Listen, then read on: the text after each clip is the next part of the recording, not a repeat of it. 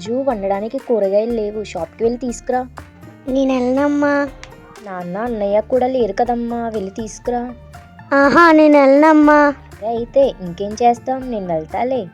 అయితే నేను వస్తానమ్మా. నువ్వు వెళ్ళమంటే వెళ్ళావు, మళ్ళీ నాతో వస్తావు. మన ఇద్దరం వెళ్తామమ్మా. సరేరా.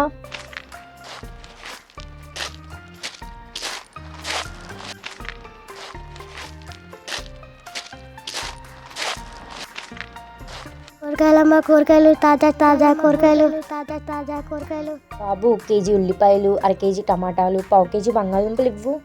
అమ్మ, ఎలాగో బయటకు వచ్చాం కదా, చికెన్ తీసుకుందాం, బిర్యానీ చేద్దాం. సరే, తీసుకుందాం. ఇదిగో అమ్మ కూరగాయలు.